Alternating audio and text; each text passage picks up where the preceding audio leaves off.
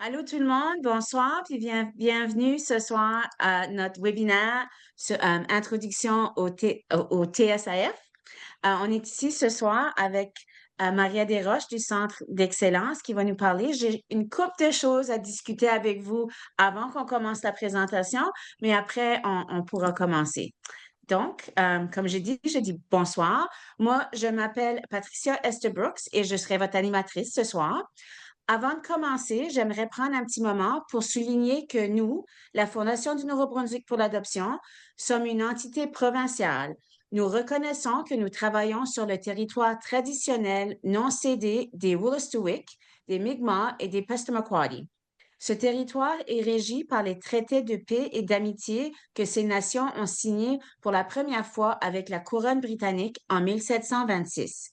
Ces traités ne portaient pas sur la cession de terres et de ressources, mais reconnaissaient les titres des Mi'kmaq et des Wolastoqiyik et établissaient les règles de ce qui devait constituer une relation permanente entre les nations.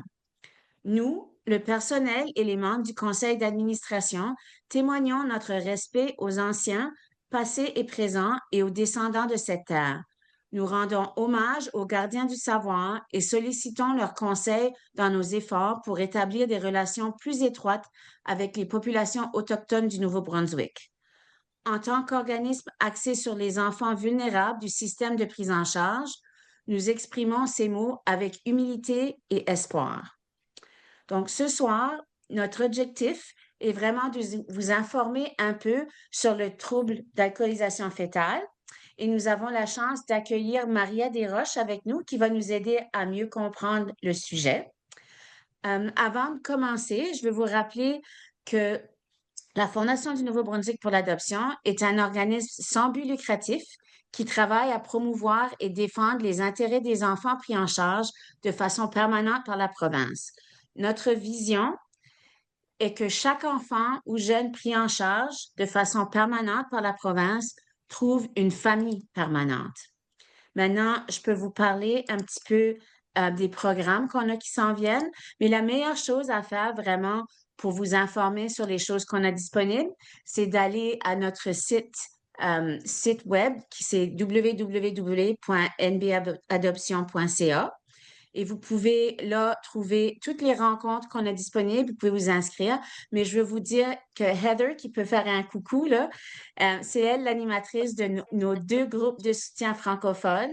Elle anime Vivre l'attente, que c'est un groupe pour les personnes qui sont en attente d'adoption. C'est vraiment pour vous aider à vous préparer à accueillir un enfant, à vraiment comprendre le parcours de l'adoption, les démarches à suivre et juste à entendre parler des parents qui ont adopté, des enfants qui ont été adoptés, des jeunes pris en charge, etc., pour vous donner une bonne expérience de qu'est-ce que ça va être quand ça sera votre tour d'être parent. Donc ça, c'est le groupe Vive l'attente. Et ensuite, on a notre groupe Plus fort ensemble, que c'est vraiment un groupe d'entraide entre parents. On vous met ensemble, que vous soyez en attente ou parents adoptifs, parents d'accueil ou parents substituts ou kinship. Et c'est vraiment pour un échange, pour se soutenir, pour que vous puissiez connecter avec d'autres mondes qui vivent les mêmes défis ou les mêmes succès que vous aussi. C'est vraiment une façon de pouvoir partager comme ça ensemble. Donc ça, c'est les deux groupes principaux qu'on a en français. Mais si vous voulez voir plus de choses que nous avons, je vous encourage d'aller visiter notre site web. Ensuite, je dirais, pour profiter au maximum de la présentation, je vous conseille de passer en mode Speaker View. Et là, vous pourrez bien voir la conférencière et la présentation. Aussi, je vous dis, n'hésitez pas d'utiliser la fonction chat pour poser des questions ou partager des commentaires tout au long du webinaire. Et vous pouvez aussi utiliser le bouton Lever la main qui est en bas de l'écran si vous avez une question à poser. Si vous suivez la présentation en direct sur notre groupe Facebook, vous pouvez poser vos questions dans les commentaires et on les posera pour vous. Sachez qu'après la présentation, on coupe la vidéo en direct pour faire la séance de questions et réponses. Si c'est quelque chose qui vous intéresse à surveiller ou à partager, on vous encourage la prochaine fois de vous inscrire pour participer au webinaire par Zoom. Parce que cette partie-là du webinaire, c'est plus privé, c'est confidentiel, donc on l'enregistre pas. Et puis, à la fin du webinaire, vous allez voir que quand vous fermez, vous allez avoir un court sondage. Ça serait super si vous pouviez y répondre. C'est juste quelques questions, mais ça nous aide vraiment à améliorer notre travail si vous pouvez faire ça. Donc, maintenant, je vais vous passer à Maria. Maria est coordonnatrice éducative au Centre d'excellence du TSAF du Nouveau-Brunswick. Elle a plus de 10 ans d'expérience et elle soutient avec passion les personnes touchées par le TSAS et leurs familles en veillant à ce qu'elles reçoivent l'aide nécessaire. Maria est une infirmière auxiliaire certifiée en thérapie de la réalité. Maria allie à ses connaissances cliniques à son rôle d'éducatrice pour offrir des informations claires et fiables. Et elle s'implique aussi activement dans sa communauté à travers du bénévolat. Et dans sa vie personnelle, elle a été maman d'accueil de plusieurs enfants avec ou sans TSAF. Ceci reflète son grand cœur, donc elle comprend vraiment notre communauté. Alors, comme j'ai dit, n'hésitez pas à poser vos questions et à participer pendant la discussion. Alors, Maria, je te passe la parole si tu veux partager ton écran. Voilà. Merci tout le monde. Ah, une chose à rajouter, excusez, si jamais vous avez des problèmes techniques aussi, Heather est là. Vous pouvez poser des questions dans le chat, puis Heather vous aidera si c'est nécessaire. Je m'excuse. Voilà, je te laisse, Maria. Parfait. Bonsoir tout le monde. Merci d'être là. Je veux vraiment que ça soit interactif. Je veux que vous soyez confortable de poser des questions parce que c'est comme ça qu'on apprend. Puis si vous autres, vous avez une question dans la tête, bien, il y en a d'autres qui ont la même question aussi.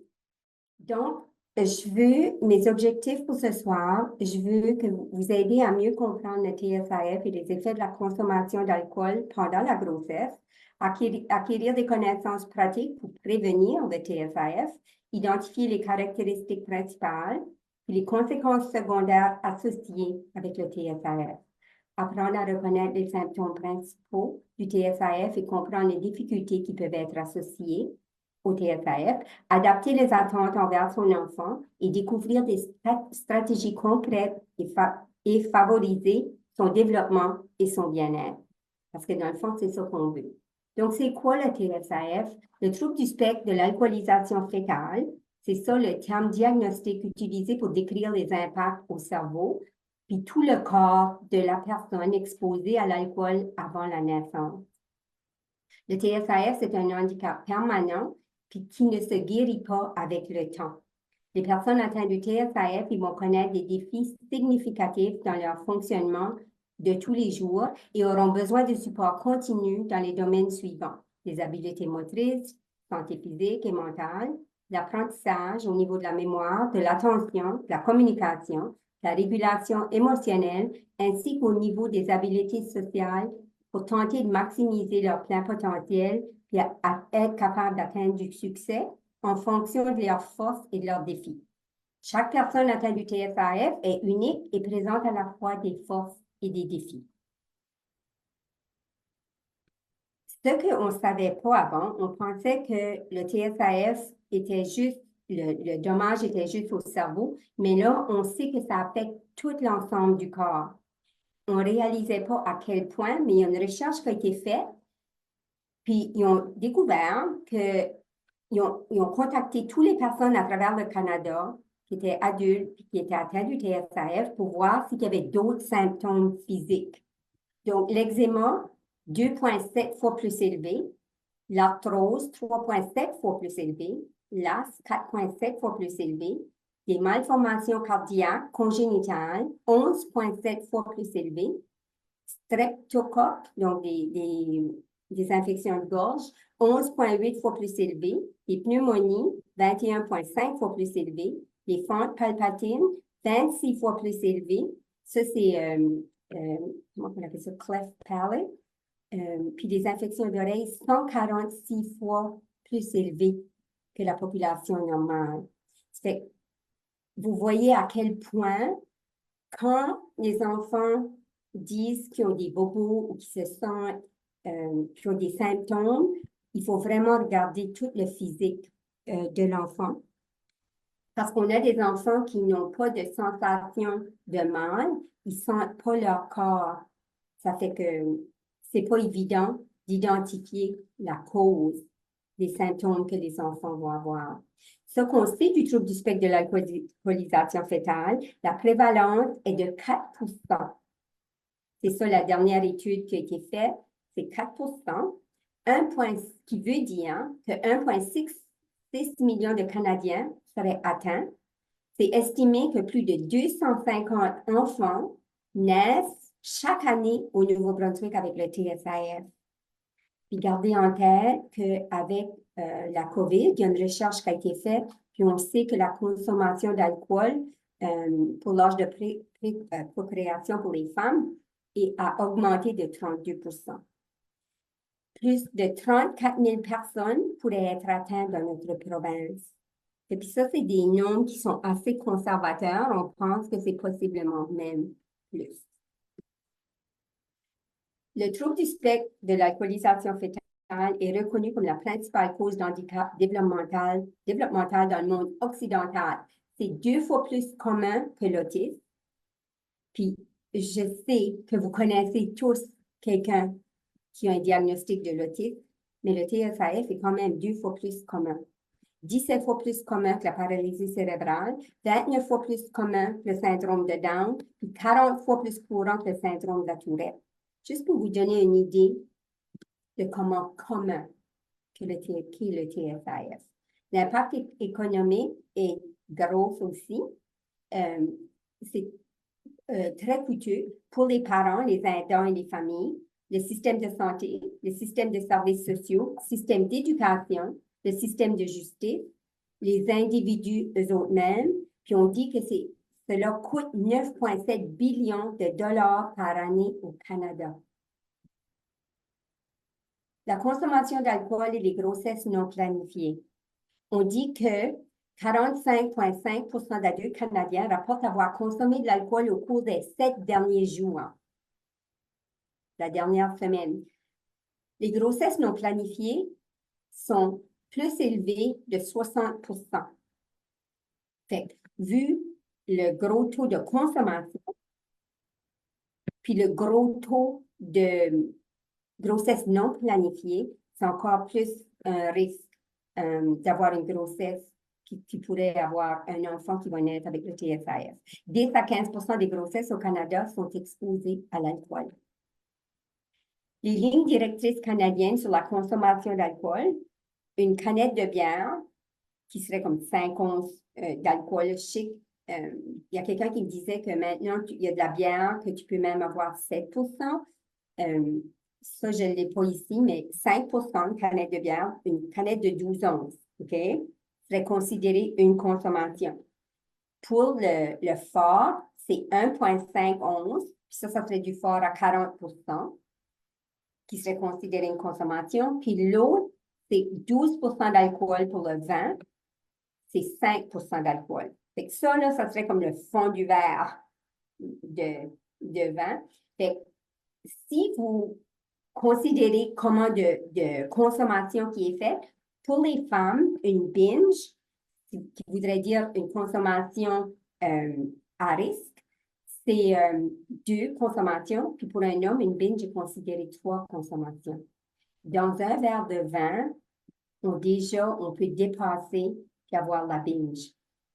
Ça fait que, surtout, la chose qu'on dit que c'est, il y a des médecins qui disent encore que c'est correct d'avoir un verre de vin, c'est 0 alcool qui est recommandé. Alors, pourquoi c'est que les parents consomment de l'alcool? La consommation de substances chez les femmes est souvent liée à toute une série de problèmes.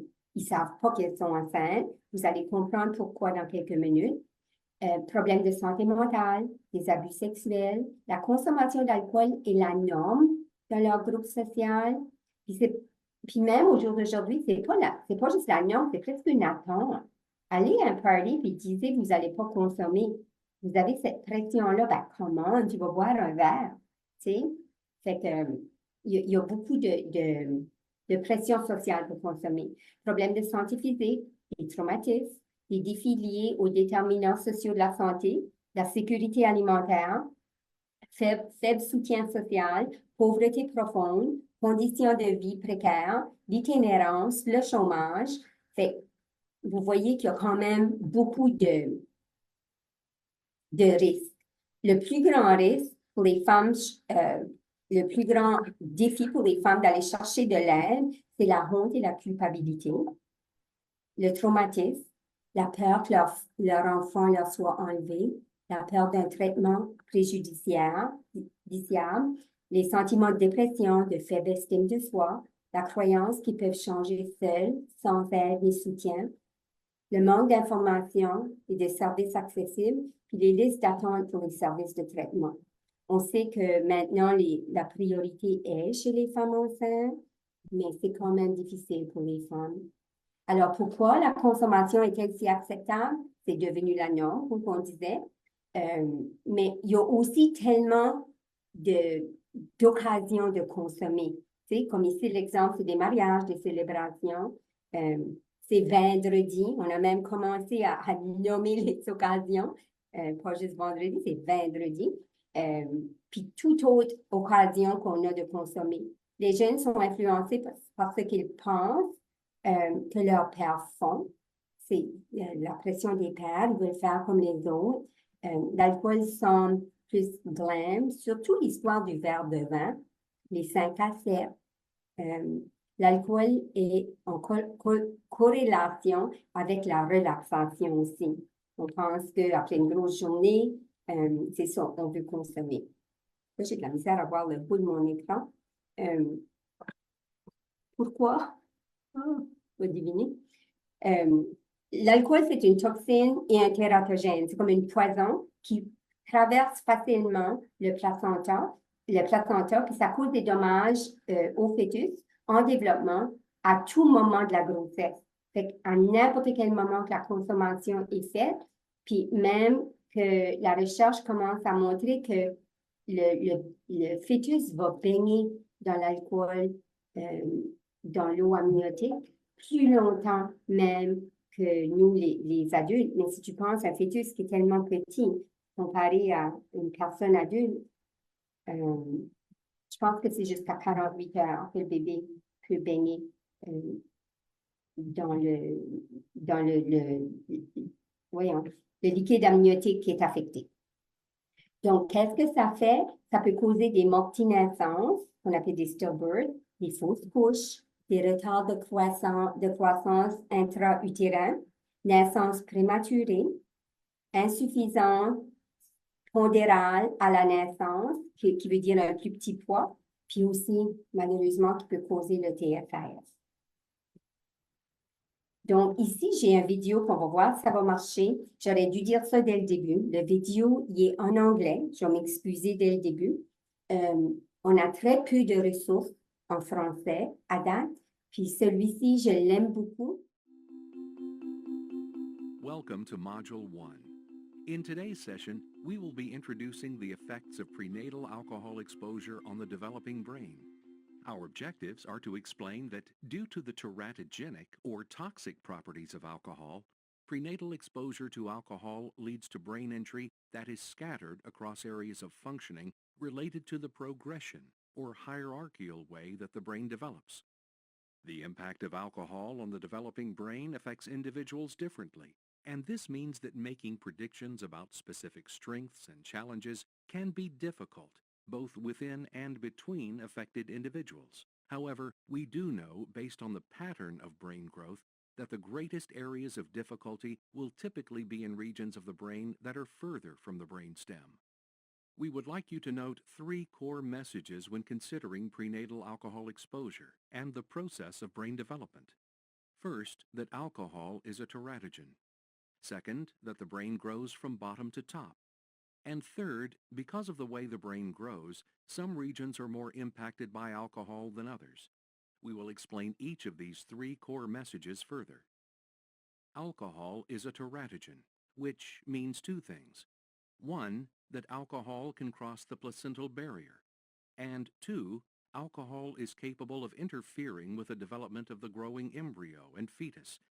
Although exact amounts of alcohol exposure needed to impact the developing brain are unknown, exposure to alcohol during pregnancy can impact development and can lead to a fetal alcohol spectrum disorder, It is the pattern of injury to the developing brain and the resultant impact on function that will be considered in the course of this and the following modules. The brain grows from bottom to top. It begins as a tube, and it is from this tube that brain cells move upward and outward to gradually build the brain. Another way to think about brain growth is that it is like a cauliflower. Beginning with the stem, the brain grows upward and outward. To support the way the brain grows, first glial cells, the support cells of the brain, begin to move upward and outward, branching off from the tube, essentially forming scaffolding that supports the movement of the brain cells. The brain cells, called neurons, climb up the scaffolding, moving to a specified location, and in some cases, replicating to form more neurons.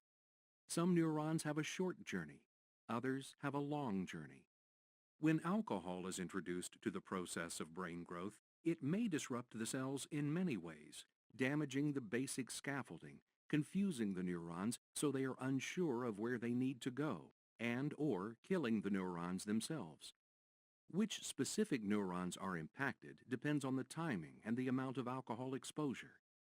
Consequently, the impact to the developing brain is diverse and scattered. Because damage is so variable, it is difficult to predict what challenges a specific individual with an FASD may face. And it is important to remember that understanding one individual may not provide insight into another individual with an FASD. Similarly, what may be a useful support to one person may not work with another. As a result of the variable pattern of impact caused by prenatal alcohol exposure, it becomes crucial that we are able to respond to the needs of each individual in a flexible, adaptive way. A recipe card approach will not be effective. Rather, we need to be prepared to be versatile in our interactions with individuals with an FASD. Although the impact of prenatal alcohol exposure on the brain is highly variable, there are some areas of brain function that are more vulnerable to the impact of the alcohol. Consider the upward and outward progression of the neurons and glial cells that was just described. Which neurons may be more vulnerable to the exposure of alcohol? Those traveling a short distance or those traveling a long distance? The correct answer is those with further to travel, as there is a greater likelihood of misdirection and greater dependence on lower-level systems to function effectively. The regions farther from the center are often referred to as higher cortical functions and include functions such as problem-solving. Our basic functions, heartbeat and breathing, are in the lowest region. In the middle are many of our species' survival components, including our fight and flight responses, as well as our sexual drive. Thus, in FASD, we find the basic systems intact, and the middle systems, also known as the limbic systems, generally functional, but the higher systems required to manage those limbic systems, for example, management of a desire to fight to defend, are most affected. So, an individual with FASD may be very good at protecting themselves from a perceived threat, either by fighting or running away, but may not be as good at determining whether something really is a threat, or deciding how best to respond to that threat given a specific context. Responding to an unintentional bump in a shopping mall or school hallway with a punch may reflect this misinterpretation of threat and a poor threat response. And this behavior is a reflection of injury to the brain, not an indication of mean or oppositional behavior. Thinking of the brain this way requires us to change our perceptions so that we can support alternatives rather than punish an individual for behavior that resulted from brain injury from prenatal alcohol exposure. In Module 1, we have provided a brief introduction to the effects of prenatal alcohol exposure on the developing brain. 3 core messages covered in this module were: first, alcohol is a teratogen; second, the brain grows from bottom to top; and third, because of the way the brain grows, some regions are more impacted by alcohol than others. Although exact amounts of alcohol exposure needed to impact the developing brain are unknown, exposure to alcohol during pregnancy can impact development, and can lead to a fetal alcohol spectrum disorder. How the developing brain is impacted depends on the timing and amount of alcohol exposure and is therefore highly variable. As a result, it becomes crucial that we are able to respond to the needs of an individual in a flexible, adaptive way. For example, individuals with an FASD may have adequate limbic system functioning related to the fight or flight response and sexual drives, but they struggle with higher cortical functions related to things like emotional problem solving and behavior management.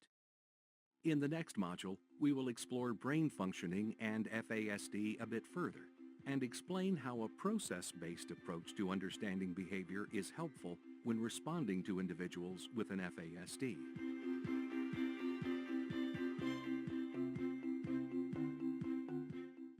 Bon. Entre les substances que vous pensez qui pourraient être néfastes chez les fœtus, il y a l'alcool, le cannabis, la cocaïne puis l'héroïne. Quelle substance que vous pensez qui a le plus grand impact sur le fœtus? Je continue.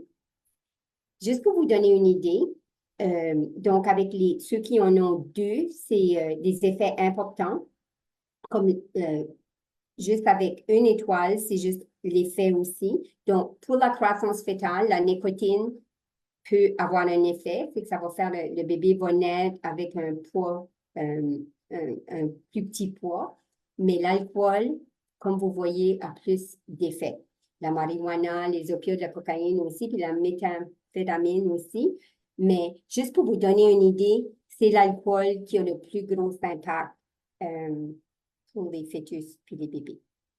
Donc, ça affecte la croissance, les comportements, la cognition, au niveau du langage aussi, ça peut. J'avais pas traduit celui-là. Les plus gros facteurs de risque, c'est lié à une quantité excessive d'alcool, le moment de l'exposition pendant le développement. Parce que, dépendant quand c'est la consommation sur fait, c'est à ce moment-là, la partie qui serait en développement chez le fœtus, ça veut dire que c'est à ce moment-là que l'alcool va affecter la croissance ou le développement de cette partie-là. D'autres facteurs qui peuvent également affecter, tels que le stress, l'âge du parent biologique, le tabagisme, la consommation d'autres drogues, la nutrition, c'est sûr que ça a un effet aussi. Il n'existe aucune quantité d'alcool qui est connue qui soit sans risque pendant la grossesse. C'est pour ça qu'on dit zéro alcool. Parce qu'il n'y a aucun type d'alcool non plus qui peut être consommé sans risque pendant la grossesse, puis aucun moment qui est sûr. Non plus.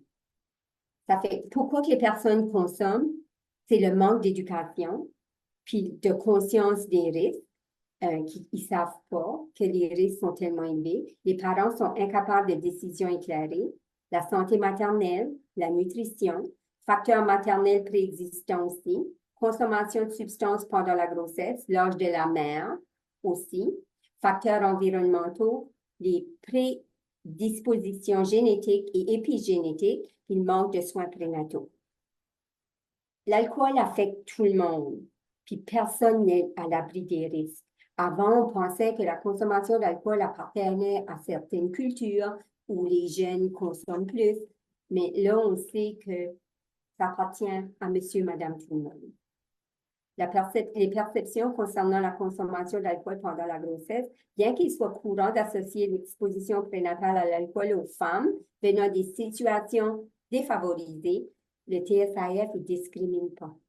Toute femme qui consomme de l'alcool pendant la grossesse court le risque de donner naissance à un bébé atteint du TSAF. Mais aucune mère veut intentionnellement faire mal à son bébé. Ça fait qu'il faut y aller sans jugement. C'est probablement ça la chose la plus difficile que j'ai eue à ma job à date, fut de parler aux mères biologiques de leur consommation d'alcool, puis la peine que ces mamans-là vivent. Parce que c'est ça qui a causé le TSAF chez les enfants. Vous savez, comme mère, on est coupable de tout, on se blâme pour tout, mais imaginez-vous de savoir que Gardez ça en tête, s'il vous plaît. Le cerveau, c'est le seul organe qui se développe tout au long de la grossesse. Ça veut dire que n'importe quel moment que l'alcool fut consommé, le bébé peut être atteint. Le système nerveux central et la moelle épinière, ainsi que les principaux organes, commencent à se développer 3 semaines après la conception. Donc, la mère ne sait même pas encore qu'elle est enceinte. Je vais vous montrer quelque chose dans une minute là. La période la plus sensible pour le dommage au système nerveux central et à la structure du visage se situe entre la 17e et la 22e journée. Donc, différents organes sont en développement en différents temps durant la grossesse. Donc, ça, je vous disais à Jeff, la dernière menstruation de la mère, elle est là.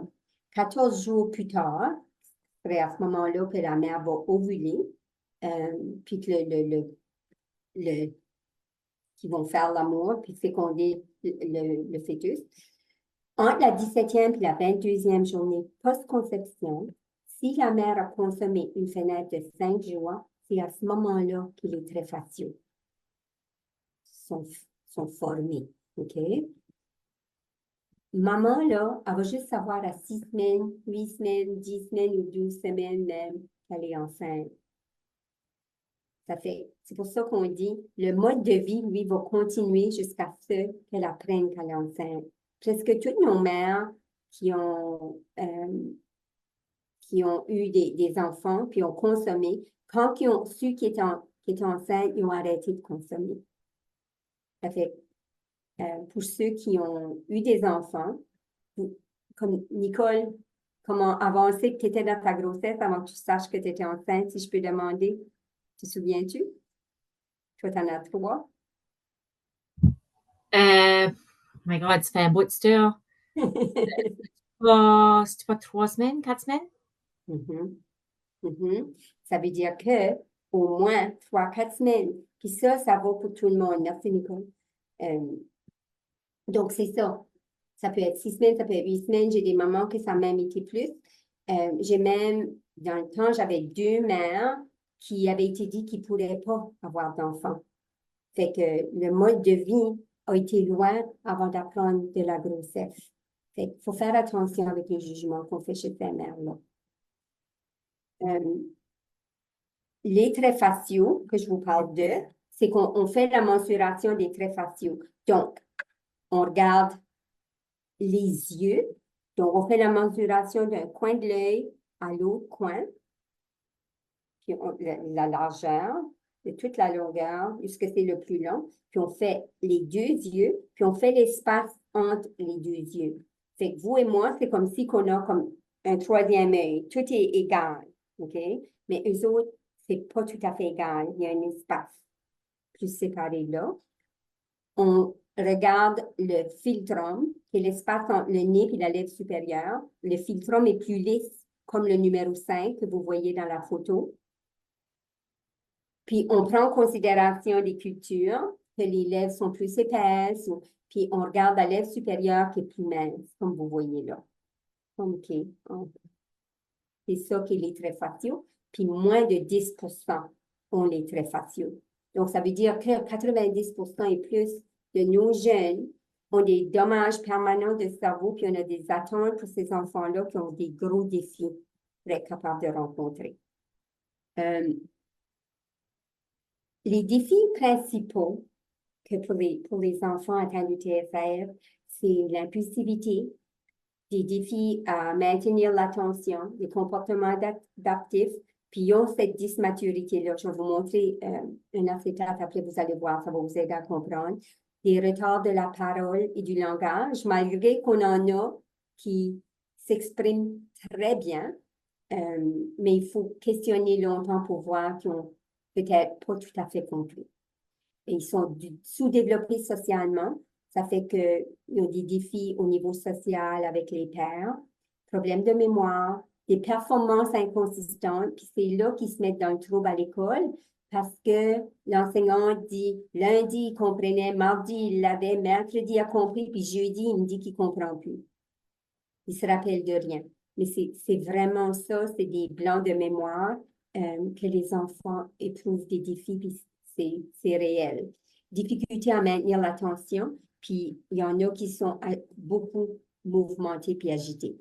Il y a des difficultés à faire des liens, difficultés d'abstraction et à prédire des résultats. Il y a des sensibilités excessives aux stimuli, traitement de la vitesse ralentie, troubles de sommeil, pas de notion de propriété, on les appelle des voleurs, parfois, aucune notion d'espace personnel. Il y avait un petit bonhomme, je vais vous donner un exemple au niveau du langage, j'avais oublié mon exemple, il y avait un petit garçon qui disait, vous savez, les jeans, les jeans troués, là, lui dit, Madame, vos culottes sont cassées. C'est comme ça que lui voyait le trou dans le jeans. Juste pour vous donner un exemple, un langage beaucoup plus simple, mais quand vous comprenez le TSAF, puis vous comprenez l'enfant, c'est plus facile à suivre son langage. Pour vous aider à comprendre la dysmaturité, OK? Sur cet article, vous voyez la personne a 20 ans dans le corps non, la personne a 18 ans, OK? Donc, dans le corps d'un 18 ans, mais son langage expressif, il s'exprime comme un 20 ans. Son habileté pour la lecture, c'est celle d'un 16 ans, donc il lit bien. Pour comprendre son jour à jour, c'est 11 ans. Au niveau de son concept, au niveau de l'argent puis du temps, c'est 8 ans. Ses habiletés sociales sont de 7 ans. Puis sa compréhension, puis sa maturité sociale est celle d'un 6 ans. Et ce jeune-là va graduer cette année, possiblement s'en aller à un appartement, prendre un cours. Il va peut-être signer un contrat de cellulaire, un contrat pour signer un bail pour son appartement, peut-être prendre un prêt parce qu'il voudrait s'acheter un auto, je ne sais pas, mais juste pour que vous voyez comment difficile que ça peut être pour quelqu'un qui est atteint du TSAS. Les résultats défavorables au secondaire qui arrivent, ça, c'est des choses qui arrivent sans avoir du soutien puis un bon support familial. 90% ont des problèmes de santé mentale. 43% ont des expériences scolaires perturbées. Donc, 43%, ça, c'est pour les adolescents. Pour les enfants moins de 12 ans, c'est 14%. Comportement sexuel inapproprié, 49% pour les ados, 39% pour les moins de 12 ans. Abus de substances, c'est 35%. Les démêlés avec la justice, 60% pour les ados, les plus vieux, puis 14% pour les plus jeunes. Puis aussi, au niveau correctionnel et psychiatrique, 50% pour les ados, 10% pour les plus jeunes. Ça, c'est sans support. OK? Les facteurs de protection qui vont aider l'enfant, c'est vivre dans un foyer stable et chaleureux, ne pas changer fréquemment de foyer, ne pas être victime de violence, avoir reçu un diagnostic avant l'âge de 6 ans, avoir un diagnostic aussi jeune que possible, là, avoir un diagnostic de TSAF plutôt que EAF, avoir un QI inférieur à 70, ou avoir un QI supérieur. Les signes et symptômes tout au long de la vie, au niveau des bébés nourrissants, des choses que vous pourriez possiblement voir, il y en a plusieurs ici, mais vous allez voir qu'il y a des choses qui vont se suivre pas mal tout au long du développement de l'enfant. Pour les bébés nourrissants, enfants d'âge préscolaire, ensuite d'âge scolaire. Donc, pour les nourrissons, ils peuvent avoir des tremblements, des pleurs excessifs, des tenues musculaires faibles, haute sensibilité aux lumières, au son et au toucher. Je ne vais pas toutes les dire, là.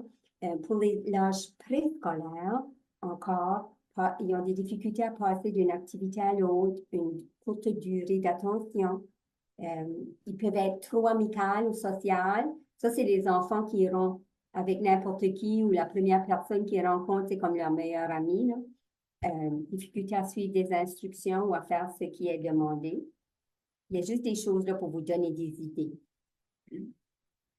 Pour l'âge scolaire, des retards dans la lecture et l'écriture, défis d'attention, l'incapacité à transférer les apprentissages d'une situation à l'autre, besoin d'une supervision constante. Et chez les adolescents, je vais juste en nommer une couple, ridiculisés ou victimes de moqueries par les pairs, difficultés avec la résolution de problèmes de base, ils vont répéter les mêmes règles, peut répéter les règles, mais ça ne veut pas dire qu'il peut les suivre. Donc, si vous leur demandez « Qu'est-ce que je t'ai demandé de faire? » ils vont le répéter mot pour mot. Mais si vous disiez « Montre-moi », là, c'est là que vous allez savoir qu'est-ce qu'ils ont compris. Et dans la mesure du possible, quand vous leur demandez une tâche, c'est de donner une directive à la fois, puis les donner dans l'ordre dont vous voulez qu'ils les fassent. Donc, vous n'allez pas dire « Viens à la table après que tu aies été lavé tes mains ». C'est « Va laver tes mains, puis ensuite viens à la table ». Puis si vous leur demandez de faire quelque chose, mais vous assurez qu'ils ont bien compris qu'est-ce qu'était la directive.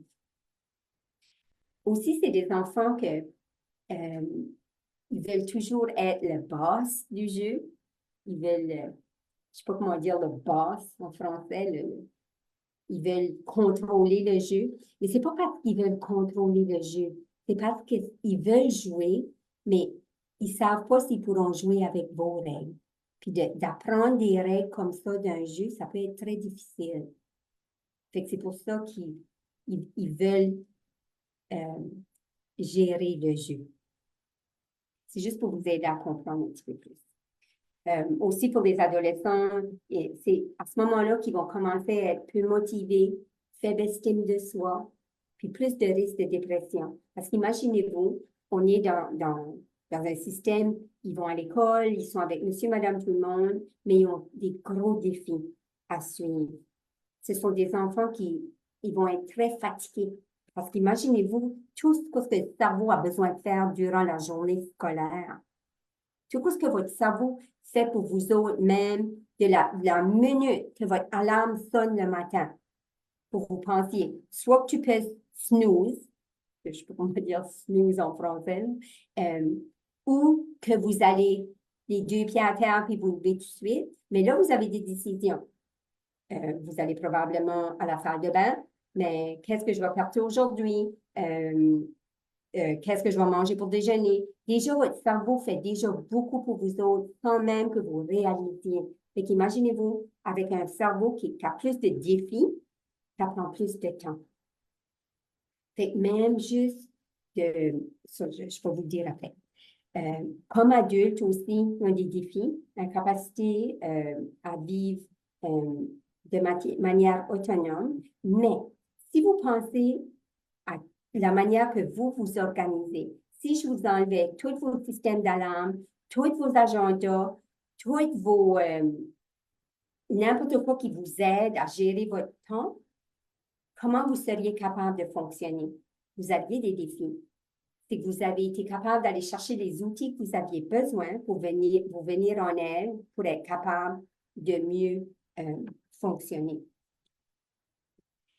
Le TSAF est réel, puis chaque personne qui vit avec le TSAF, ils ont quand même des forces et des défis. Comprendre leurs forces et leurs besoins est essentiel pour offrir une approche respectueuse et centrée sur la personne. Cela leur permet d'être productifs, significatifs et d'avoir des buts tout en vivant une vie pleine de joie, d'amour et d'acceptation. La personne d'abord, ensuite l'handicap. Donc, c'est vraiment d'apprendre à connaître l'enfant. Lorsqu'on étiquette les symptômes comme des comportements, l'enfant est perçu comme étant le problème. Mais un comportement, en réalité, c'est un symptôme de quelque chose qui ne va pas. Fait, quand vous avez des comportements, déjà, c'est dépassé. Si vous êtes capable d'avoir une relation puis connaître l'enfant, vous n'allez pas avoir des comportements. La plupart des personnes atteintes du TSAF n'ont pas de défauts physiques, comme que je disais, les traits faciaux. C'est facile de croire qu'ils pourraient faire mieux si qu'ils essayaient plus fort. Les incapacité ne se manifeste pas à l'extérieur.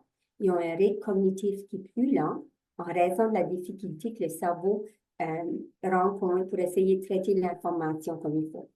Lorsqu'on essaye de travailler sur un mot ou une phrase, la personne a déjà passé à d'autres choses, puis c'est plus difficile. Puis ça, je ne l'ai jamais compris comme une journée que j'étais rencontré un client. C'était en fin de journée, j'étais épuisée, c'était un ado. J'avais eu plusieurs rencontres dans la journée. Il était rendu comme 5 heures, tard dans la journée. J'arrivais là, puis j'ai demandé, je l'ai salué, puis il ne m'a pas répondu. Je pensais, ouf, ça commence bien. Fait que là, j'ai dit, lui était dans un foyer de groupe, là. Ça faisait déjà 2 ans que je travaillais avec la famille, mais lui, je n'avais jamais eu l'honneur de le rencontrer. Fait que, on s'assit sur le sofa, puis là, j'ai dit, qu'est-ce que tu aimes de faire? Il disait rien. 15, 16, 17 secondes après, il me dit, pêcher. J'étais comme, oh, ben moi, j'aime ça, pêcher. 15, 16, 17 secondes après, j'ai un sourire. Quelle sorte de poisson? On a aussi eu une belle conversation, là. Mais si ça avait été en début de journée, puis j'allais passer au Tim Hortons, là, moi, j'aurais été comme ça. Allô, comment ça va? Blablabla. Tu sais, ça aurait roulé beaucoup plus vite. Mais parce que j'étais fatiguée, on a tellement eu une belle conversation. Il était capable de... Il m'a partagé qu'il aimait beaucoup pêcher le bar. Moi, je connaissais le bar parce que je le pêche avec mes petits-enfants. J'ai montré des photos. Fait que ça a été une de mes plus belles rencontres, je dirais, avec un client. Ça fait que c'est vraiment de prendre le temps que ça prend. Les jeunes, comme ici, ça dit, des études indiquent que dans un contexte d'éducation verbale, les personnes atteintes du TSAF ne retiennent que tous les 3 mots. Et c'est pour ça, prendre son temps, puis prendre le temps que ça prend, va certainement aider dans la relation avec l'enfant. Au niveau de la mémoire, il peut avoir des difficultés à se souvenir des choses qui ont arrivé hier ou dans le passé ou même à l'école du jour à jour. Ça peut être comme avoir un nouveau cerveau chaque jour. Chaque jour, il y a un film, c'est un film que moi je l'ai vu en anglais, là, 51st Days, je pense. C'est chaque jour est comme une nouvelle journée pour la personne, mais c'est presque ça avec nos enfants parfois. Incapacité de se souvenir et à retenir des leçons de l'expérience, difficulté à se souvenir de la conséquence, de la séquence des choses, puis peut sembler mentir, mais il s'agit de faire remplir les blancs de mémoire. Puis au niveau de mentir, il faut vraiment comprendre le jeune aussi. J'ai un jeune, il y avait 9 ans. Après le congé de Noël, l'enseignante avait dit aux enfants qu'ils pouvaient partager une expérience qu'ils avaient eue dans le temps des fêtes. Fait que chaque élève, à son tour, partageait des choses. Puis quand ça arrive à lui, il a dit qu'il avait été à Montréal, au Centre Bell, puis qu'il avait surveillé les Canadiens jouer contre Toronto. Ça fait, là, ça a continué. Un autre jeune qui a parlé. Puis quand c'est arrivé comme 2 jeunes plus loin, il y a un des petits gars qui dit, « Hey, per minute, il dit, Toronto n'a pas joué Montréal au Centre Bell dans le temps des fêtes. » Ben là, lui dit, « Ben oui, je les ai vus. » La chicane a accompagné, fait que l'enseignante a tout arrêté là. Fait que ce soir-là, elle a appelé la mère, puis la mère lui raconte ceci. Durant le temps des fêtes, papa est un conducteur de camion de 18 roues. Rendu à Montréal, le père a fait une crise cardiaque. Fait que la mère et le jeune ont pris l'avion puis ont monté à Montréal. Durant le temps qu'il était à l'hôpital, la mère avait apporté des DVD, puis pour que le jeune, pour essayer de le tenir occupé. Fait que le jeune, la mère avait des parties de hockey, Toronto, Montréal, qui jouaient au Centre Bell. Fait que le jeune avait surveillé ça. Dans une journée que, dans l'après-midi, le papa allait passer beaucoup de tests. Fait que la mère dit, veux-tu, on va aller visiter le Centre Bell. Fait que mère et fils descendent au Centre Bell, tu peux aller visiter. Puis dans le temps qu'ils étaient là, ça a donné que les Canadiens de Montréal pratiquaient sur la glace. Fait que le jeune est à Montréal. Il a surveillé une partie de hockey Montréal contre Toronto. Il a été au Centre Bell, mais ce n'est pas la même histoire. Fait, comprenez-vous un petit peu ce que je veux dire? C'est que c'est vraiment leur perception devient leur vérité. C'est ça que j'essaie de dire. Je pense qu'aussi, comme le vocabulaire est affecté, puis leur façon de raisonner certaines choses, des fois, la façon dont eux, ils expriment ce qu'ils ont vécu, c'est pas nécessairement notre même perception. C'est ça le problème, là, ouais. Exactement.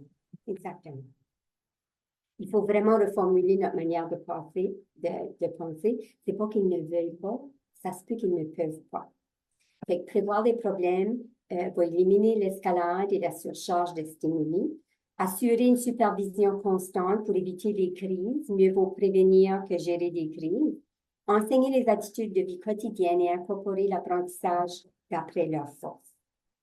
Des stratégies qu'on sait qui fonctionnent, réduire la stimulation aux besoins, mettre des endroits tranquilles à leur disposition pour qu'ils peuvent se reposer parce que l'anxiété est très élevée parfois. Allez-y lentement, ça je vous ai déjà dit ça. Favoriser l'interdépendance et non l'indépendance. Répéter et enseigner si on ne peut pas le dire assez. Ce qu'on suggère, c'est ce qu'on appelle les 8 clés magiques. La structure est essentielle. Toujours faire les mêmes choses, coucher à telle heure, se lever à telle heure, va certainement aider. Garder la routine autant que possible. La supervision peut être nécessaire parce qu'ils sont vulnérables. Garder les choses aussi simples que possible au niveau du langage, dans la mesure du possible. Essayer de tout décortiquer comme en étapes. Ça, je vous ai dit ça, une étape à la fois. Vous enseignez une habileté, le modelage et les jeux de rôle sont très efficaces. Aussi, la routine, dans la mesure du possible, la consistance, garder le même langage, les mêmes stratégies, être aussi spécifique que possible, aussi concret que possible, puis la répétition. Ça se peut que vous allez être obligé de répéter les mêmes directives à plusieurs reprises, mais ils vont finir par l'apprendre. Réduire la stimulation aux besoins, mettre des endroits tranquilles, ça je vous ai dit ça. Commencer par leurs forces, parce qu'ils ont des forces innées. Ils sont empathiques, amicales, curieux, ils sont bons avec les plus jeunes, ils sont bons avec les animaux, ils veulent faire plaisir, ils aiment aider. Si vous leur demandez s'ils peuvent vous donner un coup de main, vous allez avoir un petit bonhomme ou une petite madame qui va être très heureux. Déterminés, des grandes forces face à l'adversité, ils sont très résilients, ils apprennent mieux un à un. Des mémoires visuelles, si vous êtes capable, d'apprentissage par exploration, c'est sûr. D'habitude, la dysmaturité, c'est à peu près la moitié de l'âge chronologique. Donc, si vous avez un enfant de 10 ans, allez penser à un enfant comme de 5 ans. Au niveau du langage, les attentes, ça va certainement aider. Ils sont très créatifs, artistiques. Il y en a qui sont très bons musicalement, énergétiques, athlétiques, affectueux. Ça fait commencer par leur force. Puis la clé du succès pour nos jeunes, c'est certainement la relation. S'ils ont une relation de confiance avec vous autres, puis vous prenez votre temps, puis vous les comprenez, vous allez être capable, vous n'allez pas les effets secondaires. Ils vont être beaucoup mieux, puis atteindre beaucoup plus de succès. Donc, c'était un de nos jeunes, il s'appelle Ben. Il lui dit, le TSAF existe. Moi, je suis Ben. Chaque personne qui vit avec le TSAF possède des forces et des besoins uniques. Comprendre leurs forces et leurs besoins est essentiel pour offrir une approche respectueuse et centrée sur la personne. Ça va leur permettre d'être productifs, significatifs et de vivre une vie pleine de joie, d'amour et d'acceptation. La personne d'abord, ensuite l'handicap. Ça, c'est notre équipe au centre d'excellence. Quand on a commencé en haut à gauche, c'est à peu près ça, notre équipe. Puis là, la grosse photo que vous voyez, on n'est plus la même gang. Fait qu'il y a plus de monde.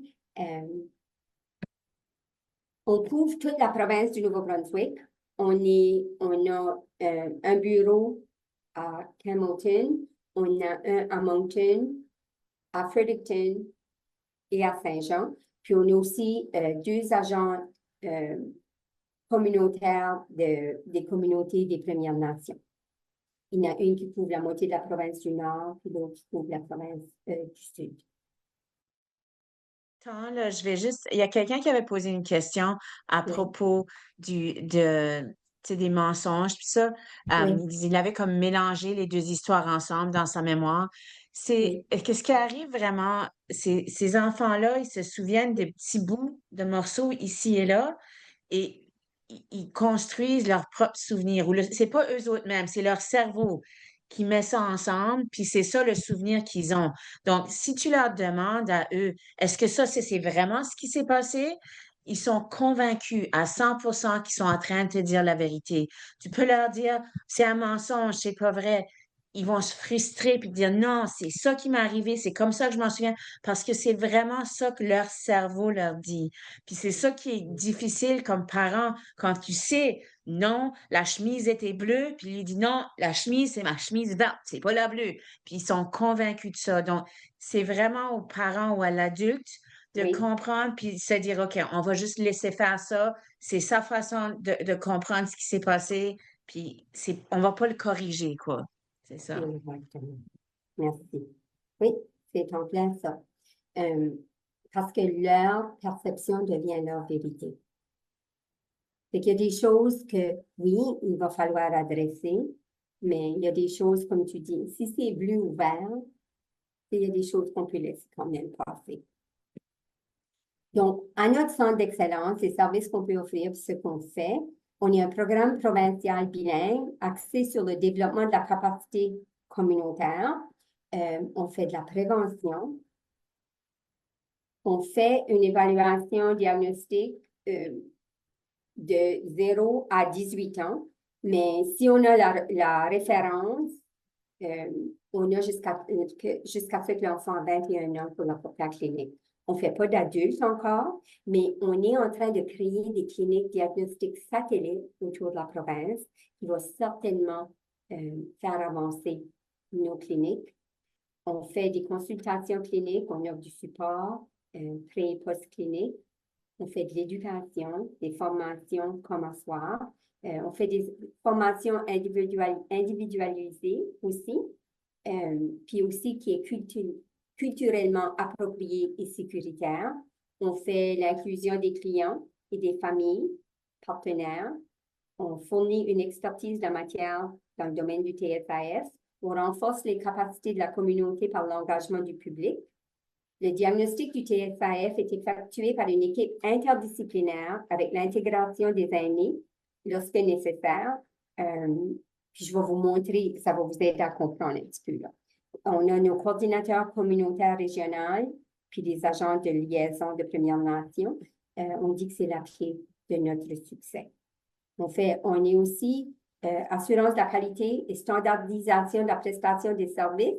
On est le seul au Canada, je pense, pour cet agrément Canada aussi, qui a été reconnu. Les critères de référence, c'est ça, 0 à 18 ans. Ils ont besoin d'être un résident du Nouveau-Brunswick, avoir la carte de Medicare, confirmation ou soupçon d'exposition prénatale à l'alcool, avoir rempli un formulaire de référence, démontrer des signes et des défis, c'est sûr, à la maison, à l'école, dans la communauté. On a besoin du consentement du tuteur légal, puis aussi, les jeunes peuvent s'auto-référer si c'est des ados. Donc, chez nous, on teste 10 domaines du cerveau. Puis ça, c'est fait par l'ergothérapeute qui fait des habiletés motrices. Le pédiatre, c'est sûr, qui fait la neuroanatomie.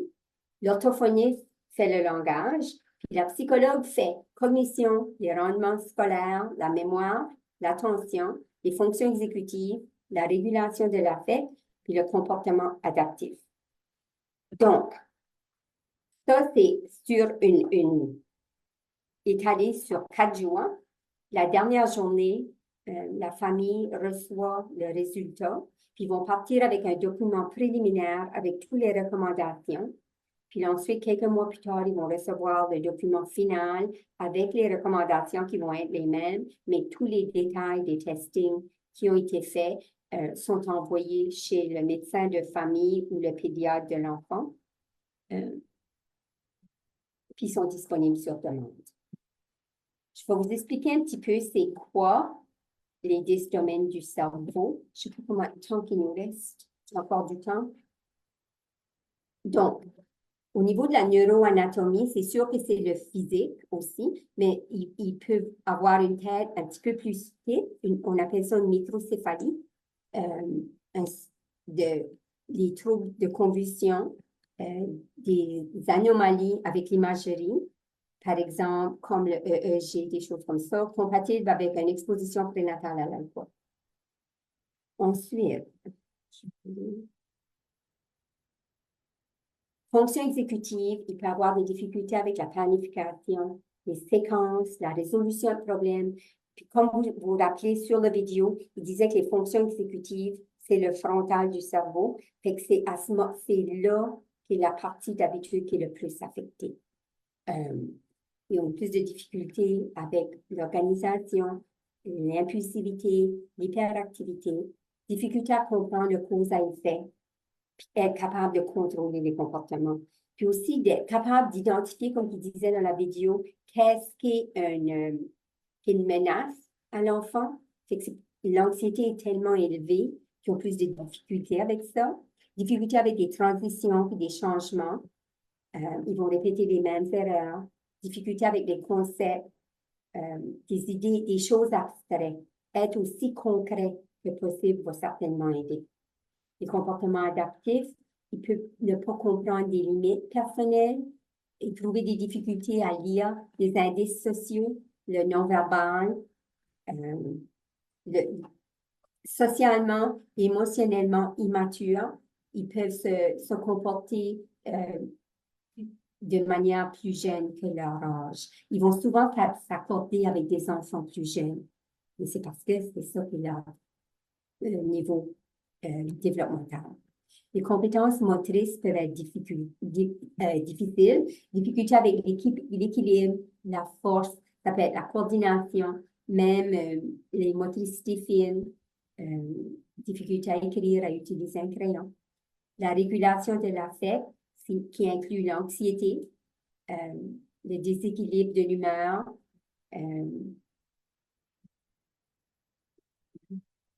réussite académique, il peut rencontrer des difficultés à l'école au niveau de la lecture et les mathématiques. Et je saute, je m'excuse, c'est parce que je ne peux pas voir mon logo. Je vais m'assurer que je vous donne toute l'information, puis je n'ai pas de notes. Au niveau de l'attention, ils peuvent être facilement distraits. Ils peuvent prêter attention et rester immobiles, être capables de se concentrer. Ça peut être difficile pour les autres. Au niveau de la cognition, difficulté à raisonner, à planifier la résolution de problèmes, comprendre des idées complexes peuvent être difficiles. Au niveau du langage, des retards dans le développement du langage, difficulté à comprendre des conversations, peut bien parler, mais ça ne veut pas dire qu'ils ont vraiment bien compris. Ils peuvent répéter, comme que je dis, mot pour mot, ce que vous leur avez demandé de faire, mais ça ne veut pas dire qu'ils l'ont compris. Au niveau de la mémoire, difficulté avec la mémoire à long terme, court terme, ça peut être la mémoire du travail. Ils peuvent sembler, comme on disait, mentir, mais en réalité, ils comblent les vides qu'ils manquent dans leur mémoire, comme que tu as bien expliqué, Patricia, aussi. Difficulté à accéder, sélectionner, organiser les informations quand nécessaire. On a un partenariat avec les Premières Nations pour une meilleure santé. On appelle ça le modèle de prestation des services du capteur de rêve. Puis on respecte beaucoup les Autochtones parce qu'ils nous guident, ils nous aident énormément. Le modèle fut créé afin de répondre aux besoins des personnes atteintes du TSAF, la famille, mais toute la communauté, en livrant un programme qui est à la fois culturellement approprié et sécuritaire. On veut répondre aux appels des recommandations qui ont été faites. 33 et 34. Puis ça, c'est spécifique au TSAF. Le modèle de prestation des services du capteur de rêve tisse l'intégration des politiques et procédures occidentales avec le modèle de paix des Premières Nations. Puis on sait que si le jeune est bien entouré et encadré avec un support, avec autant possible de tous les domaines, le jeune va atteindre beaucoup plus de succès. Parce que si une personne se retire, c'est tellement bien tissé que le jeune, on va être capable de le soutenir, lui et sa famille.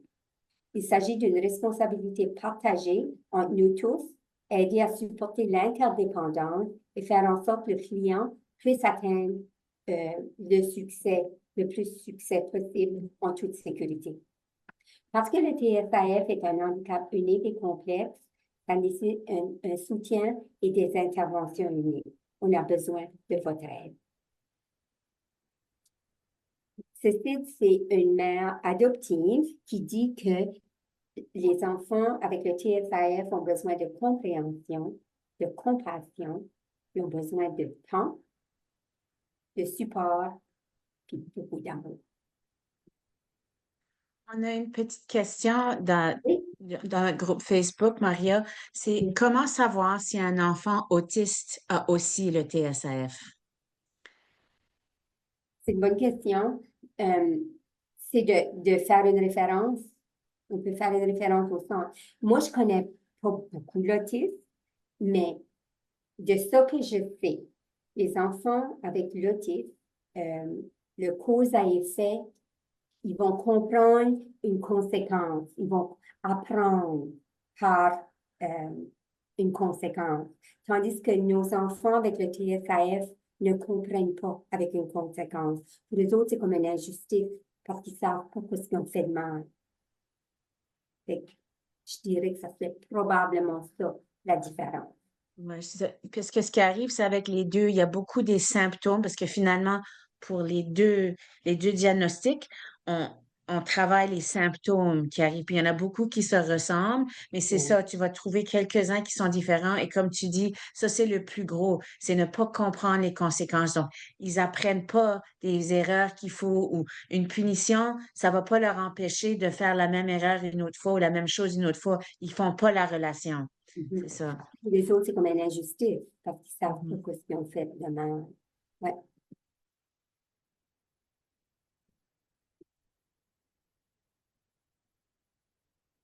Y a-t-il d'autres questions? C'est écrit, tu as juste le Centre d'excellence en troubles du spectre d'alcoolisation fétale. Comment nous joindre? Oui. Voilà. Oh. Ah, qu'est-ce que j'ai fait? Ça, c'est la fin du slideshow. Veux-tu arrêter ton partage? Oui. Parfait. OK. Là. Parfait. Moi, Puis j'ai de là, la difficulté avec l'écran. Je vois pas, là. On va donner la chance à tout le monde de poser leurs questions, là. Je veux juste d'abord faire un au revoir au monde qui est en train de nous regarder sur Facebook parce que pour la partie questions-réponses, on arrête l'enregistrement. Donc, juste pour vous laisser savoir ça. Mais autrement, ça y est, on peut